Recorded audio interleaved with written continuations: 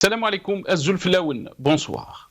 À une année des élections présidentielles de 2024, le climat politique s'est assombri et le régime intensifie sa traque des opposants politiques. Un régime fissuré par les luttes claniques, des dizaines de généraux emprisonnés et un système affaibli par un Hirak déterminé à rompre avec ce régime. De l'arrestation de l'opposant politique Karim Tabou, la prolongation de la condamnation de Ali Rdiri et la mise sous contrôle judiciaire de l'homme d'affaires Esad Robrab indiquent que le régime n'est pas en position de force. Il faut se résoudre à l'évidence, l'Algérie a basculé dans une nouvelle ère. Cette Algérie nouvelle dont M. Abdelmadjid Tebboune a fait son slogan consacre, en fait un grand saut en arrière. Plus grave, l'Algérie nouvelle inquiète à tous les niveaux. La situation intérieure avec une politique répressive inédite, mais aussi à l'extérieur avec les condamnations des institutions internationales par rapport à la situation des droits humains. La dernière, la résolution du Parlement européen. Le régime est de plus en plus ouvertement militarisé. La question qui inquiète, où va cette nouvelle Algérie ?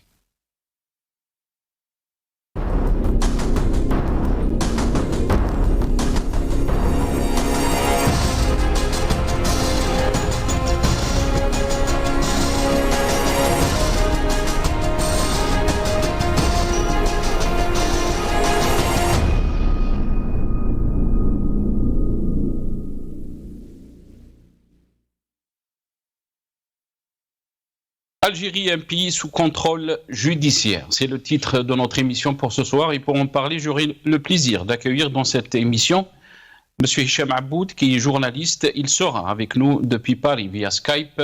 On aura aussi avec nous Azdine Toumi, militant politique. Il sera avec nous depuis Alger.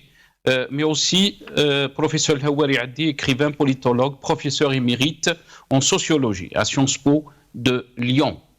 Je pense qu'on a avec nous Hicham Aboud. Hicham Aboud, bonsoir. Merci beaucoup d'avoir accepté l'invitation. Marhaba bik.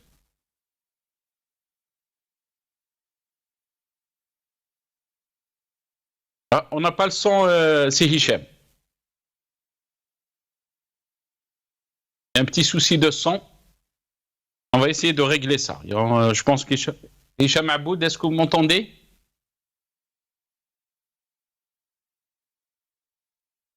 Ah, il y a un petit souci de son, on va régler ça très rapidement avec nos amis de la régie. Azdine Toumi, il est avec nous depuis Alger. Azdine Toumi, bonsoir, merci beaucoup. Marhaba bik. Bonsoir, Chirabi Nassar, bonsoir à tous les téléspectateurs. Merci pour votre invitation. Merci Azdine Toumi. On aura aussi le plaisir d'accueillir le professeur Hawari Addi, écrivain et politologue, professeur émérite en sociologie à Sciences Po de Lyon. J'espère que Hicham Aboud est en train de... on va commencer l'émission avec Azdine Toumi avant de régler donc ce petit problème technique avec Hicham Aboud. Azdine Toumi, d'abord, merci d'avoir accepté l'invitation et on va revenir bien sûr sur l'arrestation de Karim Tabou. Quelles sont les nouvelles ? On a appris il y a quelque temps qu'il a été placé sous contrôle judiciaire. Est-ce que vous pouvez confirmer cette information, Azdine Toumi ? C'est vrai que l'information commence à circuler, mais je ne peux pas confirmer cette information. Il faut attendre le communiqué de ses avocats et de sa famille, de ses amis. Pour le moment, depuis 48 heures, on n'a pas d'informations confirmées sur son éventuelle libération ou mise sous contrôle judiciaire ou autre. Pour le moment, nous sommes toujours dans Karim Tabou arrêté et en garde à vue. Pour l'instant, donc, l'info qui a circulé donc sur les réseaux, mais aussi quelques sites d'information, n'est pas confirmée. Et cette info, elle dit que Karim Tabou a été placé sous contrôle judiciaire. Vous êtes en train de dire que cette information n'est pas confirmée et qu'on ne sait jusqu'à maintenant, on ne sait pas où Karim Tabou il est. En tout cas, c'est ce qui me concerne moi-même. Il faut attendre la confirmation par un communiqué officiel de ses avocats ou de sa famille. Mais en tout cas, on peut largement déjà revenir sur cette arrestation qui est une énième arrestation de cet opposant politique qui est connu. Voilà, c'est pas la première fois qu'il se fasse arrêter comme ça, et de cette manière à chaque fois avec une démonstration de force. Une fois j'étais présent, moi quand il a été arrêté à la veille des législatives, j'étais présent. Donc j'ai vu comment il y avait cette démonstration de force pour arrêter un opposant politique qui n'est ni armé, ni violent, bien au contraire. C'est un homme politique d'abord intègre et puis nationaliste et pacifiste dans tous ses combats, même quand il était déjà premier responsable au FFS. Son avocat parlait bien sûr d'enlèvement. D'après vous, pourquoi il a été donc enlevé, arrêté? Et surtout le timing. Pourquoi maintenant? On aurait pu lui envoyer une convocation, comme vous l'avez dit. C'est une personne connue à l'échelle intérieure, mais aussi à l'international. Pourquoi il a été arrêté? D'abord, il faut nous rappeler que la première fois quand il a été arrêté en septembre 2019, on était déjà à la veille des élections présidentielles de 2019. Puis il a été arrêté une autre fois la veille des législatives en 2021, le 10 juin. Et puis là, à l'approche de ce rendez-vous 2024, même si on est plus d'une année, mais déjà le calcul, la manipulation, les manœuvres commencent par rapport à ce rendez-vous. Donc Karim Tabou, à ma connaissance et à la connaissance de tout le monde, ne détient aucun commerce, n'exerce aucune activité d'entrepreneur. Karim Tabou, c'est un homme politique et il exerce de la politique. Il est traité, il est nommé comme tel par des instances internationales, notamment à l'ONU ou au Parlement européen. Donc, il est connu comme homme politique. Donc, son arrestation, elle est forcément relative à ses activités politiques. Or que la Constitution lui garantit cet exercice politique librement, et bien au contraire. D'abord parce que Karim Tabou, il dérange. Ça, c'est pas la première fois qu'on le constate. Il dérange d'abord via sa popularité. Il a acquis une certaine popularité qui était avant et pendant et après et le Hirak. C'est pas uniquement relatif au Hirak. Et puis il a cette capacité à faire des lectures politiques. Et je pense, sa longue expérience et au sein du FFS et après le FFS, et Karim Tabou est un porteur de projets politiques. Il a quitté le FFS non pour aller rejoindre un quelconque clan ou un quelconque mouvement politique, et il a préféré développer ou prendre et mettre en avant son propre projet, ses propres idées. Donc tout ça fait que ce pouvoir s'acharne. Je ne peux qualifier ces multiples arrestations et ces multiples condamnations et poursuites judiciaires que par un acharnement judiciaire contre un homme qui n'a jamais usé de la violence, même verbalement, et il a juste exprimé ses idées et sa cohérence avec la volonté du peuple d'aller vers un vrai changement et d'engager l'Algérie vers un réel processus démocratique. Très bien, restez avec nous, Azedine Toumi. On va revenir à Hicham Aboud. J'espère qu'il m'entend. Hicham Aboud, bonsoir. Merci beaucoup d'avoir accepté l'invitation. Marhaba bik, c'est Hicham. Bonsoir Nasser, bonsoir Azedine Toumi, bonsoir à tous les téléspectateurs de Magharibia, et je suis ravi de me retrouver parmi vous. C'est Hicham, on est aussi ravi de vous avoir dans cette émission. Hicham Aboud, comment peut-on expliquer l'arrestation, il y a aussi un qualificatif qui a été utilisé par son avocat, l'enlèvement de Karim Tabou, le timing de cet enlèvement, et sachant que il y a beaucoup de choses qui sont dites par rapport donc à ce deuxième mandat. Pourquoi on a arrêté Karim Tabou, d'après vous? Bon, je crois que Ezzine Toumi l'a bien expliqué. Les raisons sont connues. On ne l'a pas enlevé parce que il a commis un larcin, il a commis quoi que ce soit. Même ceux qui commettent les larcins, ceux qui commettent des crimes, ils ne sont pas enlevés de cette manière. Karim Tabou n'a pas été arrêté, il a été enlevé. Et si aujourd'hui on arrête ou on enlève Karim Tabou pour l'emprisonner, pour le faire taire, c'est parce qu'il dérange par son activité politique. Et Karim Tabou, c'est connu, c'est comme je confirme ce qu'a dit Ezzine Toumi, le bonhomme a beaucoup gagné en popularité.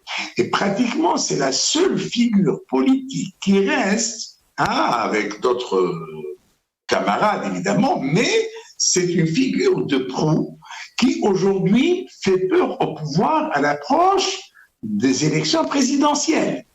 Comme on a vu que cette élection présidentielle a commencé avec la condamnation, la prolongation du séjour de l'emprisonnement du général à la retraite Ali Deli, eh bien aujourd'hui, ils sont obligés de se tourner vers les potentiels candidats qui risquent de fausser leur jeu. Parce que demain, si Karim Tabou se présente à l'élection présidentielle, il va faire un raz-de-marée.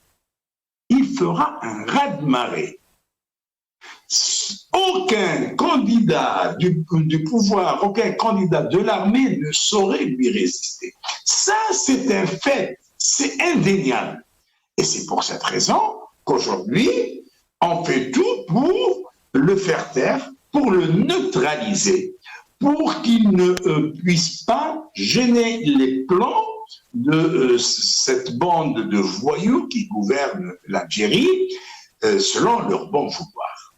Donc voilà, l'enlèvement de Karim Tabou est clair, net et précis. C'est à l'approche de la présidentielle. Je ne sais pas ce bonhomme qu'est-ce qu'il a commis. Il a été condamné il y a quelques jours à 1 an de prison ferme. Pourquoi cette condamnation, 1 an de prison ferme, par contumace? Il a été condamné par contumace. Et en plus de cela, quand on condamne quelqu'un à 1 an de prison, on ne le met pas directement en prison. D'abord, on lui envoie huissier de justice pour lui signifier le verdict et on attend qu'il fasse un appel. C'est le cas de Naïma Saleh, qui a été condamnée à 6 mois de prison, mais qui est toujours libre, qui est chez elle. Elle a été condamnée en appel, elle est toujours chez elle, on attend le pourvoi en cassation, c'est-à-dire une condamnation définitive.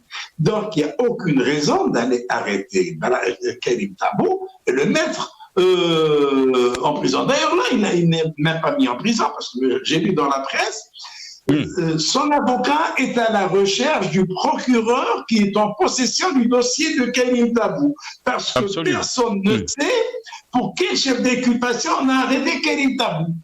Personne ne le sait encore. Je ne sais pas si entre-temps son avocat l'a su, mais jusqu'à maintenant... Non, pas du tout. J'ai eu une discussion juste avant l'émission, Hicham Aboud, pour donc clarifier la situation. Toufiq Bilala, maître Toufiq Bilala, a confirmé jusqu'à maintenant qu'il n'est pas au courant de la situation de Karim Tabou. Donc, il y a eu des rapports comme quoi il a été placé sous contrôle judiciaire, mais il a nié donc savoir cette information. Donc, pour l'instant, aucune info par rapport donc à la situation de Karim Tabou. Est-ce que dans un état de droit, on se permet de faire ça avec un citoyen? On ne connaît même pas son sort. On l'enlève dans la rue, on ne sait pas où est-ce qu'il se trouve. Entre les mains de qui? S'il est à Antar, c'est dans un commissariat de police. S'il a été tué, s'il a été... On ne sait même pas. Dans un état de droit, cela ne peut pas se passer. Et puis, ils viennent nous chanter la démocratie, la liberté d'expression, la liberté de la presse, la liberté de ceci. Qu'ils nous disent d'abord où se trouve ce bonhomme. Son avocat ne sait même pas ce qu'il est, son épouse ne le sait pas, personne ne le sait. On dit qu'il est placé en garde à vue. Où? En garde à vue, où? Et une garde à vue a ses limites. Elle ne peut pas dépasser 48 heures. Absolument. Alors, ce qu'on nous dit, où qu'il a arrêté, pourquoi il a été arrêté? Donc ces pratiques, d'après vous, Hicham Aboud, nous font rappeler, entre guillemets, les pratiques des années 90. Quand on parle d'une nouvelle Algérie, des nouvelles pratiques, vous avez dit, donc mentionné la liberté, la démocratie, le nombre de journaux qui existent en Algérie, le nombre de journalistes. Mais quand on voit ces pratiques, pourquoi le régime a besoin de mettre en prison Karim Tabou alors qu'on vient même pas, il n'y a même pas une semaine, il a été condamné par le Parlement européen, cette résolution qui est venue donc condamner la situation des droits humains en Algérie, mais aussi appeler à libérer Hassan El-Qadi et tous les détenus politiques. Hicham Aboud. Eh bien voilà, d'un côté, il y a une résolution du Parlement européen qui demande au régime algérien de respecter la liberté de la presse, de libérer les détenus d'opinion, de libérer Qadi Ihsan, qui est un journaliste arrêté pour avoir exercé sa fonction de journaliste. Un Parlement européen qui n'a fait que constater quelque chose en Algérie, c'est-à-dire des violations des libertés les plus élémentaires, et qui appelle ce régime à les respecter. Et voilà, on entre dans un branle-bas de combat pour nous dire, mais non, l'Algérie est un État souverain, l'Algérie n'a pas à écouter tel ou tel parti, personne n'a le droit de s'ingérer ou de s'immiscer dans les affaires algériennes. Ah oui, la souveraineté signifie qu'on réprime, qu'on viole les droits de l'homme, qu'on viole les libertés. C'est ça la souveraineté. C'est pour ça que sont morts 1,5 million de martyrs. Eh bien alors, il faudrait qu'on change de notion dans ce cas. Le régime, d'ailleurs, moi je m'étonne ces gens qui viennent, qui s'en prennent au Parlement européen, comme si en Algérie, il n'y avait pas de détenus d'opinion, il n'y a pas de détenus politiques, il n'y a pas de violation de la liberté de la presse, il n'y a rien, tout baigne dans l'huile. Eh bien voilà, aujourd'hui, on vient de donner la preuve qu'en Algérie, il y a un régime de voyous. C'est ça un voyou. Un voyou ne respecte pas des lois. Un voyou, c'est celui qui se met au-dessus des lois. Eh bien, c'est une véritable voyoucratie qui est établie en Algérie, qui va enlever des citoyens dans la rue, qui va donc pas donner des nouvelles de ces citoyens enlevés. On n'a aucune idée sur les accusations portées contre ces citoyens.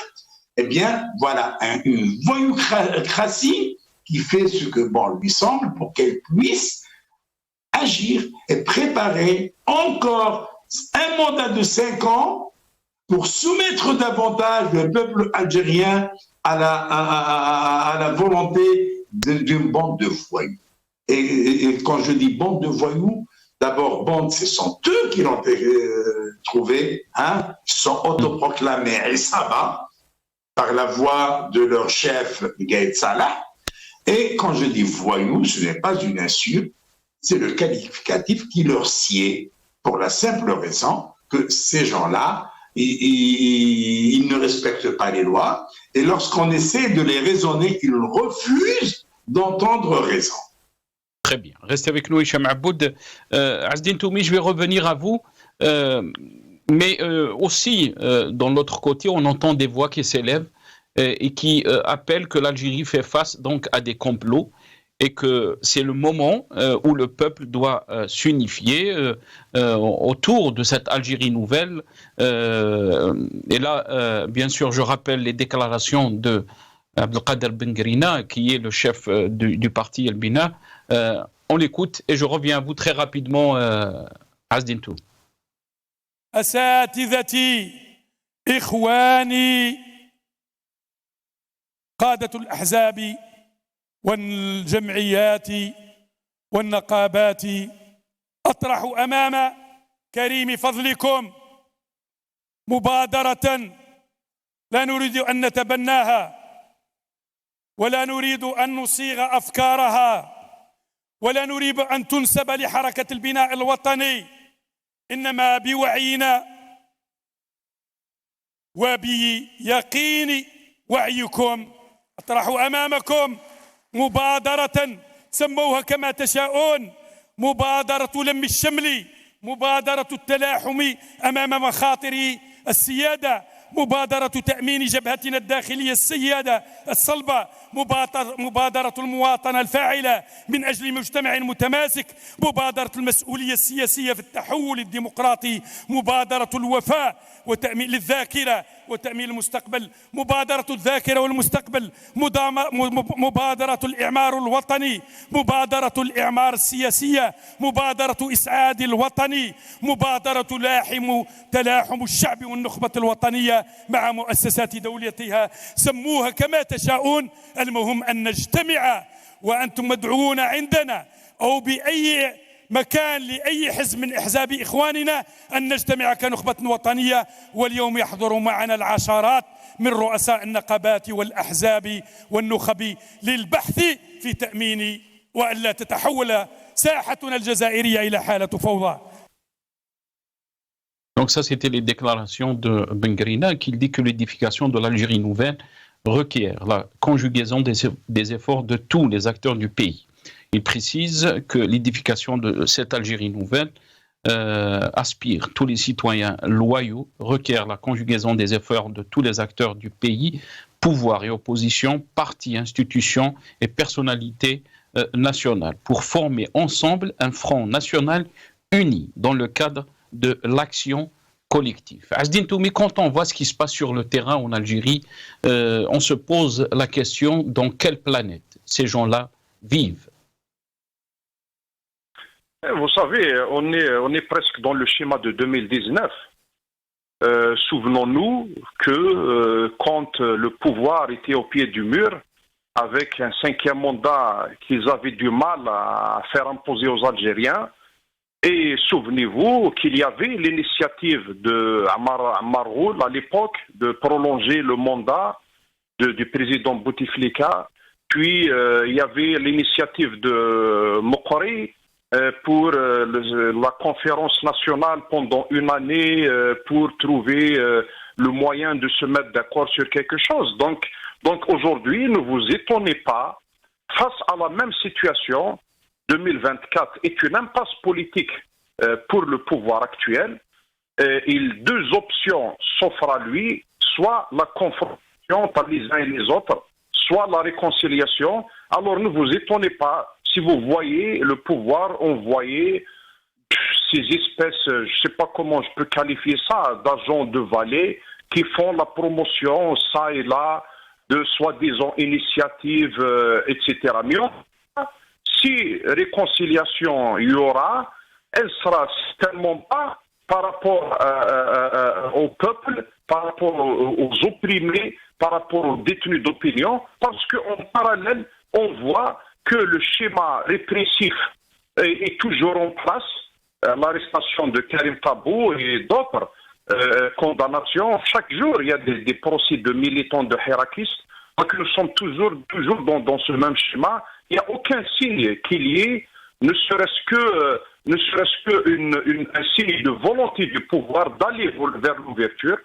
Bien au contraire, de plus en plus on s'approche de 2024, de plus en plus il y a fermeture du champ politique, du champ.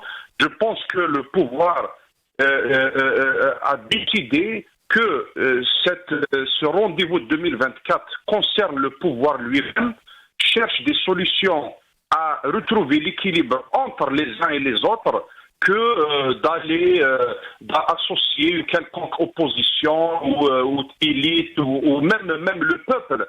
Donc on voit ce schéma répressif qui a abouti à l'exclusion pure et simple de l'opposition.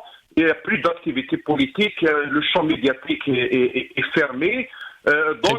Moi, j'accorde peu d'intérêt à ce genre de déclaration, si ce n'est une manœuvre. D'ailleurs, il vient, peut-être qu'on lui a donné une feuille qu'il est en train de lire, je ne sais pas, mais en tout cas, ça a l'air, c'est l'image que ça m'a donné. Très bien, restez avec nous, Azedine Toumi. Peut-être que Hicham Aboud apporte beaucoup plus d'intérêt par rapport à ces déclarations. Hicham Aboud, vous avez entendu donc Benkrina. Qu'est-ce que vous en pensez quand il parle que l'Algérie, l'édification de l'Algérie nouvelle requiert la conjugaison des efforts de tous les acteurs du pays? Alors quand on voit ce qui se passe sur le terrain, sur la réalité, bien sûr, on se dit mais ces gens-là, ils vivent où? De quelle Algérie nouvelle ils parlent? Ou peut-être ils sont en train de vivre dans une Algérie que nous ne connaissons pas. Mon cher Nassar, vous nous avez fait subir une punition.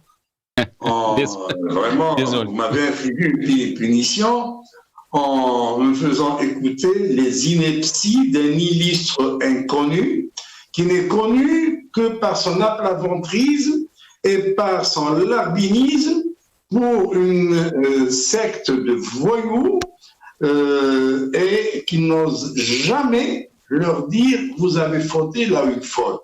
C'est le bonhomme qui ne sait qu'applaudir. Alors, permettez-moi, mon cher ami, de ne pas commenter les inepties de cet énergumène qui n'a pas du tout le niveau que j'avais il y a 20 ans de cela, il y a 30 ans de cela. Il y a 30 ans de cela, il était un illustre inconnu, il reste un illustre inconnu, et comme Dieu ne se fait connaître que par son larbinisme et son aplaventrisme. Donc, je me garde de commenter ce qu'il a dit. Ce sont des inepties, tout simplement, qui ne collent pas à la réalité algérienne. Très bien. Et revenons bien sûr sur cette intensification, Hicham Aboud, de lutte. Bien sûr, on a vu ces derniers temps le nombre de généraux qui ont été emprisonnés. Et à chaque occasion électorale, cette lutte, elle monte en crescendo, si on peut dire, par rapport donc à l'intensité de cette lutte clanique. Est-ce que vous pensez qu'on est dans cette logique à presque une année des élections présidentielles? Effectivement, la présidentielle a commencé pour les clans qui sont au niveau de l'armée. Aujourd'hui, ces clans agissent dans la discrétion totale pour la simple raison qu'il suffit qu'on prête juste à quelqu'un l'intention d'avoir fait quelque chose, de vouloir faire quelque chose, il est arrêté et traduit devant la justice militaire. Parce que ces gens ne savent pas se battre ou faire, c'est pas moi, des luttes politiques, des querelles politiques, des luttes intestines entre eux. Ils ne savent pas les faire en douceur. C'est la violence. Parce que ce sont des gens violents qui ont été élevés sur la violence et d'ailleurs, ils sont nombreux à être de véritables assassins. Je dis bien de véritables assassins. Quand vous avez un Chengueliha qui a abattu d'une balle dans la tête un citoyen à l'Akhdaria en 1993, tel que rapporté par Habib Souaidia dans son livre La Sale Guerre, cela vous donne une idée sur la nature des luttes qui animent ces gens, ces luttes qui opposent ces gens, c'est les armes. Quand vous avez à la tête des services de renseignement extérieur un ancien tueur, et c'est connu de tout le monde, quand vous avez à la tête du centre de Hamdan un véritable criminel, peut-être c'est le plus grand criminel qui ait commis le plus grand nombre d'assassinats et de crimes contre l'humanité en abattant froidement des hommes ligotés dans des casernes et pour lesquels il touchait 15 millions de centimes, à l'époque c'est d'argent, 15 millions de centimes en 93-94, et il touchait 25 millions de centimes quand il les abattait dehors, c'est-à-dire dans la rue, ou bien devant chez eux. Ce sont toujours des gens des armées qu'il avait. Lui, Hussein Boulahia, qui est également à la tête d'une structure qui a pour mission de traquer les opposants à l'étranger. Donc, quand vous avez des gens qui usent d'armes, qui usent de violence, de véritables criminels, qui sont à la tête des structures de l'État, qu'est-ce que vous attendez de ces gens-là? Vous pensez qu'il va y avoir des luttes claniques, des luttes politiques entre eux? D'ailleurs, normalement, il ne peut pas y avoir de lutte politique au sein d'une institution militaire. L'armée n'est pas là pour faire de la politique. L'armée est là pour veiller sur la sécurité du pays, sur l'intégrité territoriale, et permettez-moi de profiter de l'occasion pour dire que depuis 2 jours, d'importants, c'est-à-dire c'est une véritable armada militaire qui est en train de débarquer sur les frontières algéro-marocaines. Parce que lundi prochain, il y aura la 19e édition du Lion africain. Le Lion africain 2023 qui va voir la participation de 20 pays avec 6000 hommes venus de 20 pays, notamment d'Afrique. Et l'essentiel des troupes, ce sont les Américains et les Marocains. Et les manœuvres vont se dérouler sur la frontière algéro-marocaine et particulièrement dans la région de Mahbes et de Tantan, ces territoires que l'Algérie ne reconnaît pas comme étant des territoires marocains. Et là, le pouvoir algérien se tait, il ne branche pas, il ne réagit pas, il ne dit pas un mot. Et là, c'est de la lâcheté. Ce régime qui a fait de l'affaire du Sahara occidental la pomme de discorde est une véritable raison pour envenimer les relations entre 2 peuples frères. Aujourd'hui, ce régime se tait. Vous avez à la frontière algérienne des manœuvres militaires au sens plein du terme qui vont se dérouler jusqu'au 16 juin. Et ça, c'est 12 jours après les manœuvres militaires qui ont duré à peine une demi-journée à balles réelles et qui ont vu Chengueliha applaudir ces hommes quand ils arrivaient à atteindre leur cible. Là, ce n'est pas une demi-journée de manœuvre. Là, c'est plus d'une vingtaine de jours de manœuvres militaires regroupant plus de 6000 hommes venus de 20 pays, et plus 27 pays observateurs. Donc, c'est dire l'importance de ces manœuvres militaires. Et là, on aimerait bien voir notre armée intervenir. Cette armée qui dispose d'un budget de 18 milliards de dollars pour cette année, cette armée qui a encore armé les milices du Polisario. Tout récemment, ils ont défilé à Tindouf avec des batteries de missiles, avec des DCA, du matériel militaire lourd. Eh bien, qu'est-ce qu'ils attendent pour utiliser cet armement et faire taire ces Américains qui viennent à nos frontières nous provoquer? Alors, ou bien ils ne savent faire que de la tchatch? J'aimerais bien les voir réagir à cette intervention américaine, ces manœuvres américaines, et non pas s'amuser à arrêter un Khalim Tabou, à emprisonner un Ali Rdili, ou à s'entretuer entre eux, à se bagarrer entre eux pour jouer un rôle politique. La politique, c'est pas pour eux. Ou ils aillent sur le terrain répondre aux Américains si ce sont des hommes, ou qu'ils se taisent et qu'ils laissent les Algériens décider de leur avenir. Très bien, restez avec nous Hicham Aboud. Bien sûr, on va revenir sur cette visite de Abdelmadjid Tebboune au Portugal. Et bien sûr, on va faire un constat de cette visite, ce qui a été déclaré, surtout avec la rencontre qui a été donc avec la diaspora algérienne, ce qui a été déclaré, ce qui a été dit par Abdelmadjid Tebboune. Azdine Toumi, sur cette bien sûr visite d'Abdelmadjid Tebboune, on l'attendait à Paris, on l'attendait à Moscou, et là, il apparaît donc à Lisbonne, mais aussi les paroles qui ont été dites à la diaspora algérienne. On va écouter ce qu'a déclaré Abdelmadjid Tebboune et je reviens à vous très rapidement. انتم بالنسبة اللي عايشين في الغربة، نحاول باش نخفف عليكم الوطء نتاع الغربة هذه، باش نسهل الرجوع نتاعكم، أو بالأقل الاستثمار تاعكم في بلادكم، ولو تبقوا في الغربة ونديروا مؤسسات ولا شركات في بلادكم باش تفيدوا الاقتصاد نتاع بلادكم. بالنسبة الاتصال المباشر مع الجزائر فيما يخص الأسعار نتاع التذاكر، فيما يخص هذه كل خاذينها بعين الاعتبار. إن شاء الله الصيف هذا كذلك تكون فيه أسعار منخفضة جدا ليكم. حاولت كذلك باش ما يضيعش العمل تاعكم هنا، باش تكون لكم فرصة كذلك باش تتقاضوا تقاعد في البلاد. المهم ماناش ناسينكم، انتم جزائريين، وتبعدوا ولا تقربوا تبقوا جزائريين، والجزائر بلادكم. Donc, vous avez entendu Al-Majid Tebboune.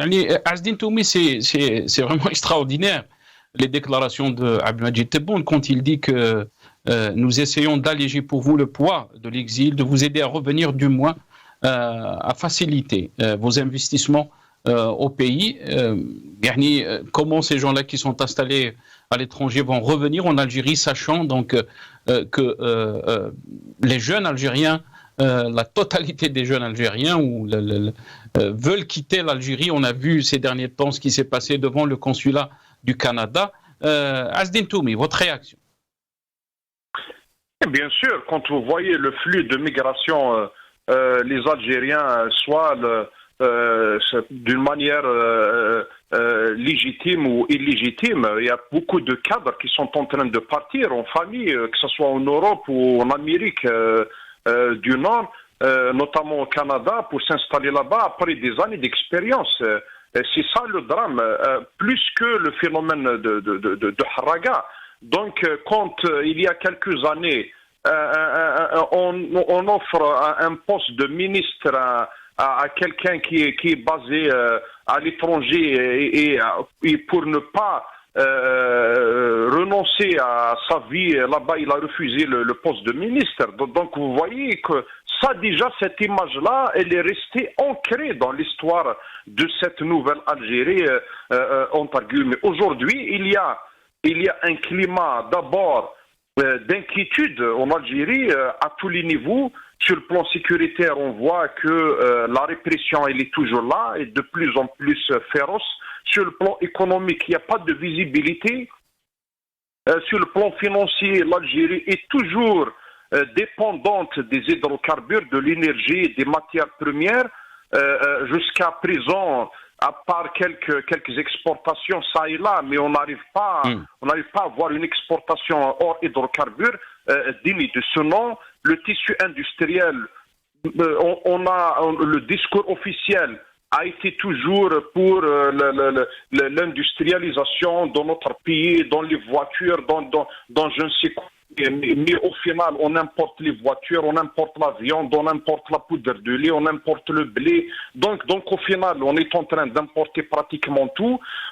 Donc tout ça, on peut pas le cacher. Même si le pouvoir, dans cette démarche, moi je pense que le pouvoir, il veut lier des liens avec la diaspora pour couper la route à tous ces militants et ces militantes, ces femmes et ces hommes qui sont en train de se battre pour notre pays, même établis à l'étranger, on les voit à travers des démarches de soutien pour les détenus auprès des instances internationales, etc. Donc ils sont en train de faire un travail exceptionnel.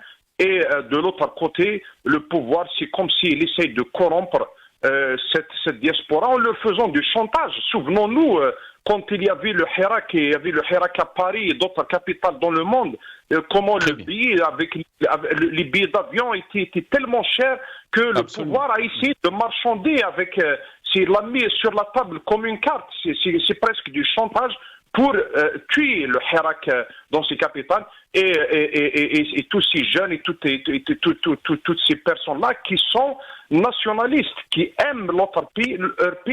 Ils vivent en Europe ou aux États-Unis, ils peuvent se passer le dimanche, ils restent chez lui ou ils passent un bon week-end, mais ils sont là toujours dans le froid, dans la pluie, etc., à soutenir ce qui se passe dans leur pays. Merci Azdin Toumer, restez avec nous.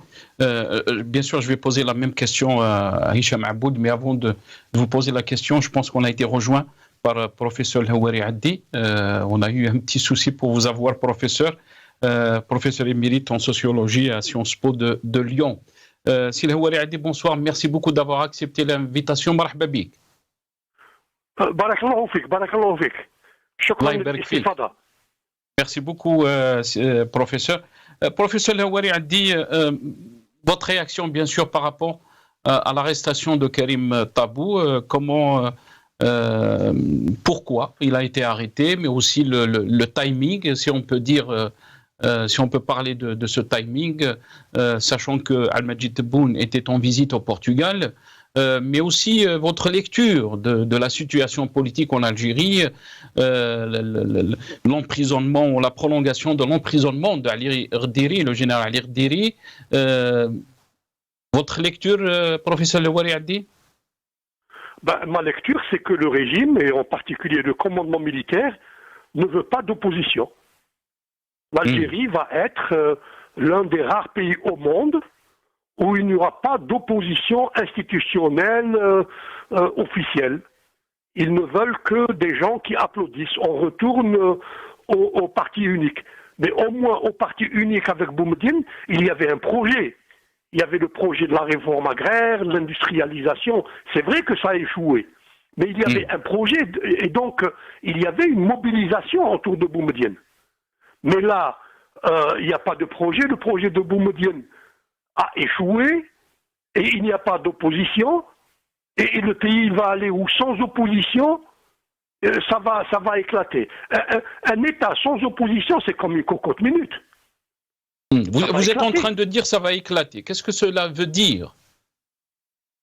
Ça va éclater, je dis, sur les questions sociales, sur les questions de pénurie d'eau, sur les questions de corruption, sur les questions de chômage, sur les questions de l'harga. L'opposition, elle offre des solutions à tous ces problèmes qui se règlent dans le cadre des institutions et de façon pacifique. Or, si vous interdisez l'opposition, l'administration à elle seule ne peut pas diriger un pays. Est-ce que vous m'entendez? Absolument. 5 sur 5. L'administration. Et donc, l'arrestation de Karim Tabou, qui est injustifiable, parce que normalement, on arrête quelqu'un qui utilise la violence.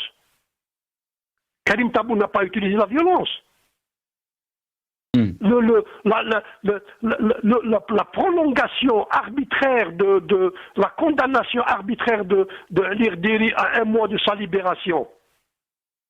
Est-ce que l'Irdiri a appelé à la violence? Mais pourquoi le titre de votre poste, professeur Houari Addi, qui dit que Ali Irdiri est l'adversaire le plus dangereux pour le système? Pourquoi, d'après vous? Même dans les années 90.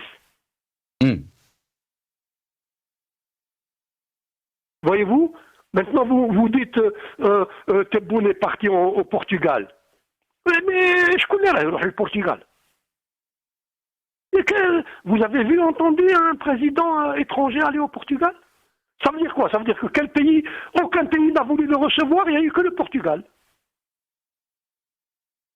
Voilà. Alors qu'on l'attendait à Paris et on l'attendait à Moscou aussi. Mais Paris pose des conditions que Tebboune ne peut pas remplir. Londres aussi, l'Allemagne. Avec l'Espagne, ils se sont brouillés. Le Maroc, c'est la guerre froide. La guerre mémorielle avec la France. C'est-à-dire l'Algérie se coupe. Et la dernière résolution du Parlement européen qui a condamné aussi la situation des droits humains en Algérie? Et tout à fait. L'Algérie s'isole. L'Algérie n'a plus de diplomatie, elle s'isole et on sombre. Et tout ça pourquoi? Parce que il y a un régime autoritaire qui ne veut laisser aucune marge de manœuvre à l'opposition. Mais l'opposition, c'est un plus. Quel tabou, c'est un plus. L'opposition, l'Irdiri, c'est un plus.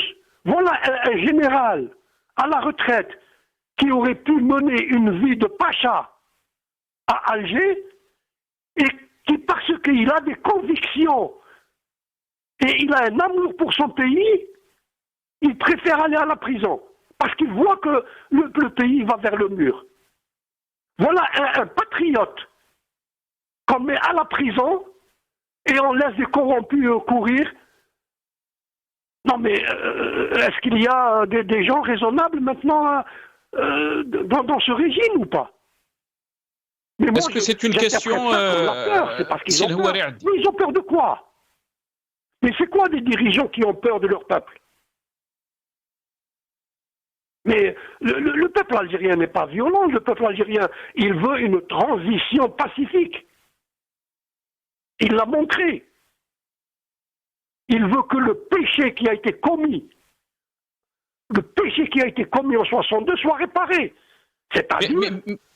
Pourquoi donc on est arrivé à cette situation et pourquoi le régime utilise tant de répression, Sil Houari Addi? Est-ce que le régime a peur du retour de Hirak? Est-ce que le retour de Hirak est inévitable pour vous? Très rapidement, Sil Houari Addi.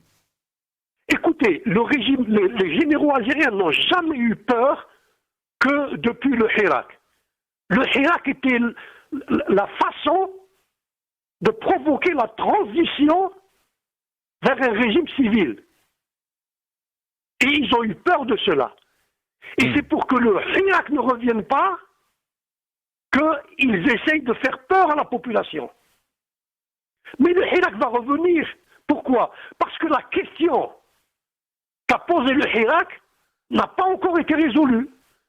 Et le Hirak ne cessera que lorsque cette question sera résolue. Et quelle est la question? La question, c'est le retour des militaires aux casernes. Aujourd'hui, même des enfants de 10 ans, ils crient dans la rue « Tebboul Mzawar Jabou al-Askar ».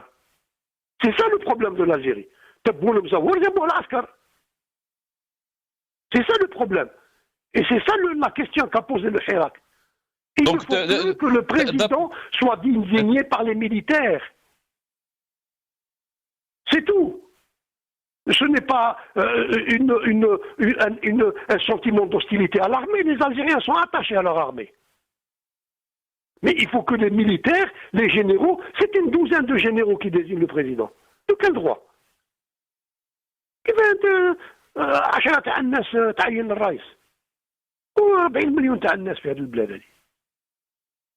Donc pour vous, Sil Houari Addi, juste pour terminer, le retour de Hirak est inévitable pour vous? Pardon? Le retour du Hirak. Le Hirak retournera lorsqu'il y aura un prétexte. Le Hirak a éclaté avec le prétexte de l'insulte qui a été faite aux Algériens par le cinquième mandat. Du cinquième mandat. Et donc, lorsqu'il y aura un autre prétexte comme celui-ci, et ce régime, il donnera encore un autre prétexte. Le Hirak, la population reviendra dans les rues. La population veut récupérer son État. Cet État a été pris en otage par des militaires en 62. La population veut récupérer son État, ce qui est normal.